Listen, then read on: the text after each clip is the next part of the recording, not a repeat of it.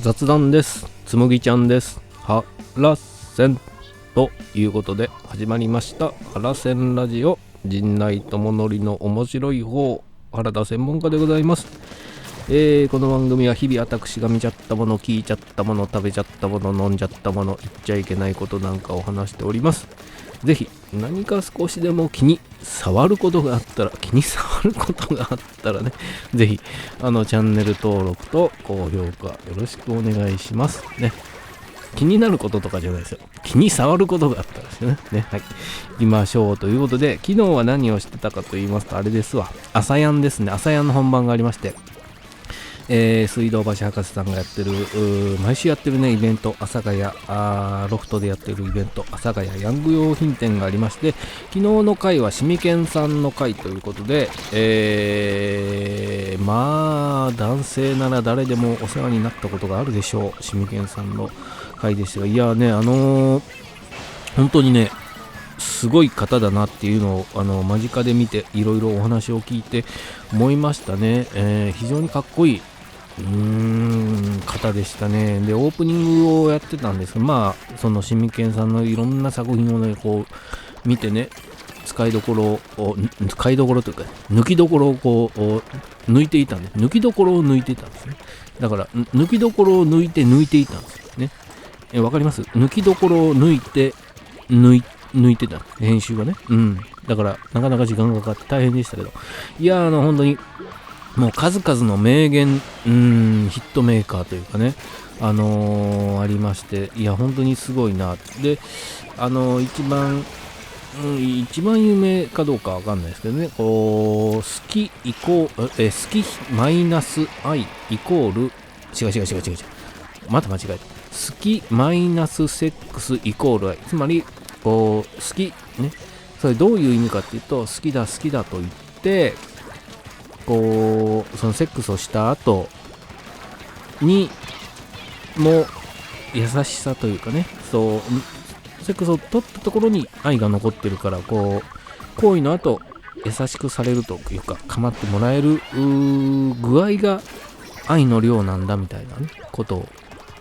やったり、いろんなそういった名言が語られていました。その間に朝やんの常連メンバーでもある芸人さんがね、こういろんなほぼ下ネタをやるんですけど、いや面白かったですね。マッハスピード剛速球のネタはね、ぜひ配信でご覧なっていただきたい。エル歌舞伎のねしみけんね、誰がわかんだよしみけん漫才もすごかったですけども、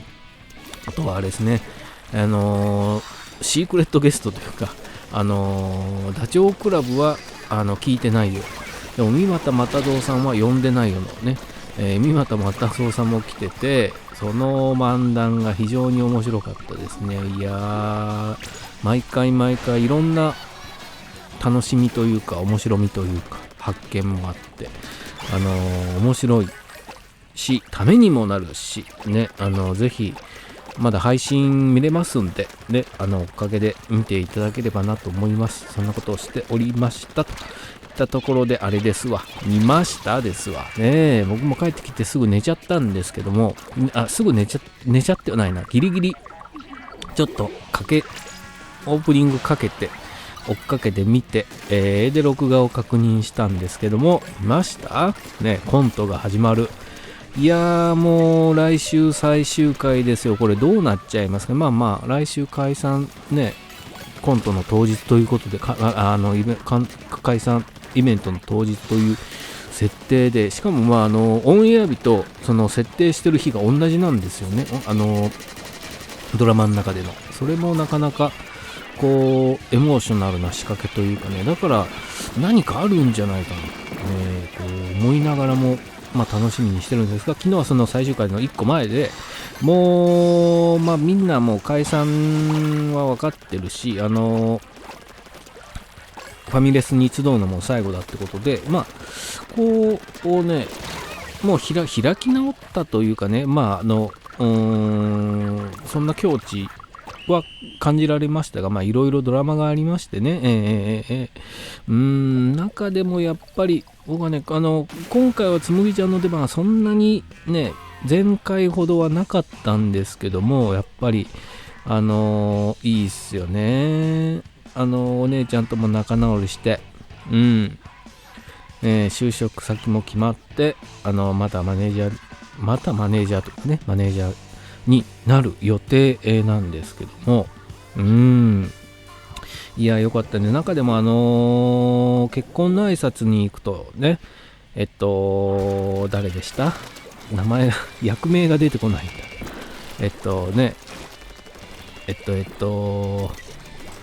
何でした？順平か。順平くんが、結婚の挨拶に行くと。で、お父さん役がこれ、でんでんさんなんですよね。これもうハマり役というかね、もう、挨拶に行ってでんでんさん出てきたら嫌だろうなっていうのがね、いや、嫌でしょうね。だって、何でした？出てこない。そのしおんさんのね、映画の、何でした？金魚、冷たい熱帯魚。冷たい熱帯魚でしたっけ？あれのでんでんさん思い出しちゃうからもう怖いですよね。来たら。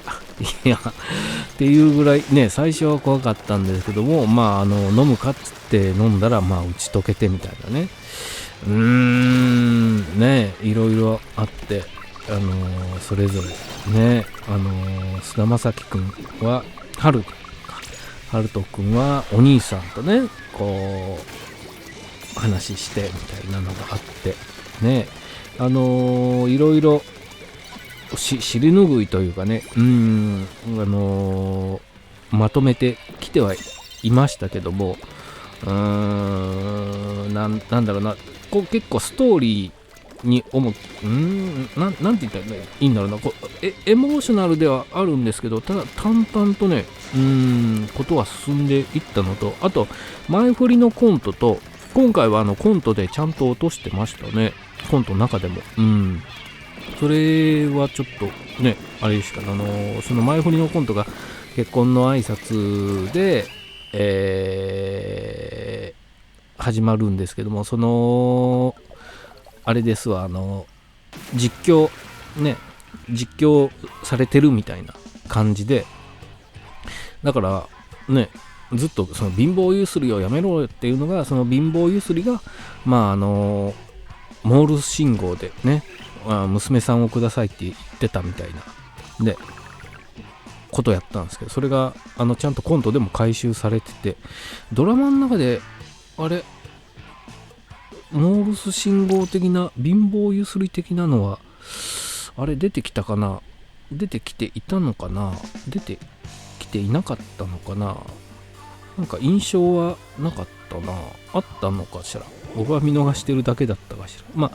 結婚の挨拶あったんでね、リアルにみたいなのがあって、ですかね。でも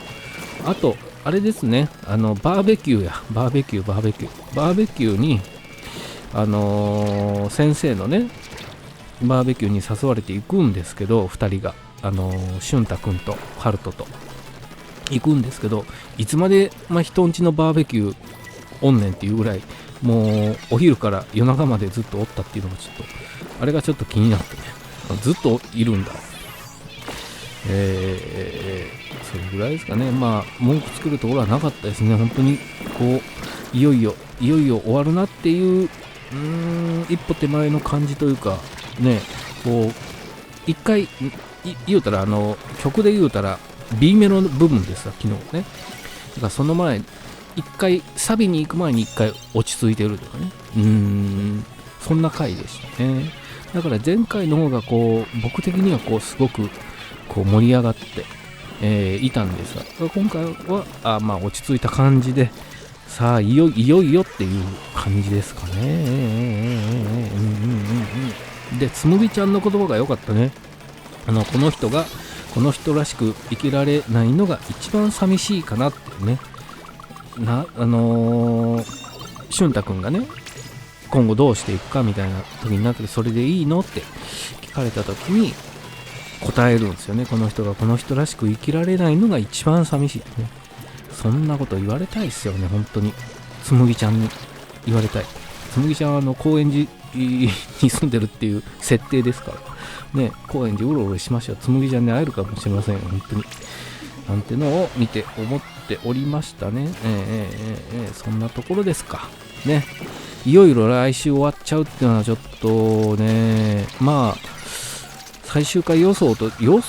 かね、まあ普通に解散してどうなっていくのかなっていうね、ところなんですけども、まあ一番はハルトがどうなるか。ハルトと中村さんじゃなくて何でしたっけ、リホコさんがどうなるか、有村架純さんがどうなるのかっていうのが、まあ一番の注目ポイントというか、まあ最終回に向けてそこのがどうなるのかっていうことなんでしょうけど、どうなるかなこれね。難しいね。どうなるんだろう。このまま別にくっつくでもなく離れるでもなく、とはいえね、コントにそのマクベスに救われていた有村架純さんはね、就職も決まりのね、で、まあハルト君がどうするのかっていうのが一番ねなんでしょうけど、これどう思いますかね。まあ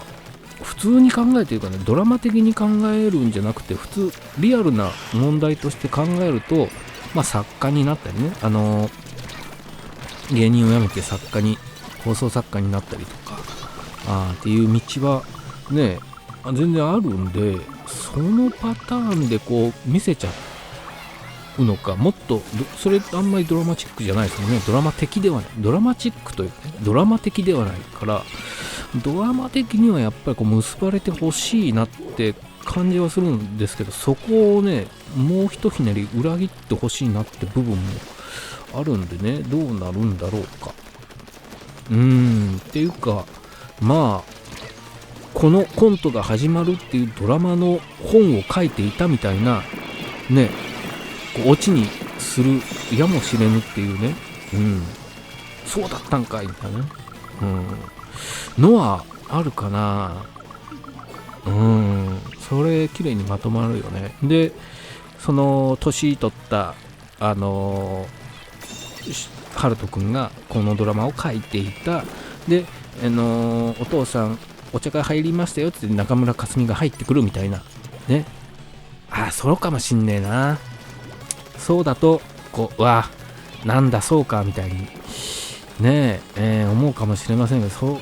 うまとめちゃうな。そんな気がする。どうなんだろうかね。まあ楽しみではありますんでね、来週終わっちゃってつむぎちゃんが見えなくなるのが悲しいですけど、次のね何か作品でまたつむぎちゃんっていうかな、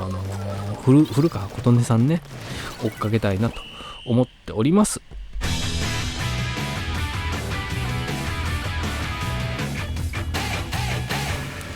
コントつむぎちゃん、ちょうど時間となりましたね。はい、といったところでぜひチャンネル登録と高評価よろしくお願いします。ありがとうございました。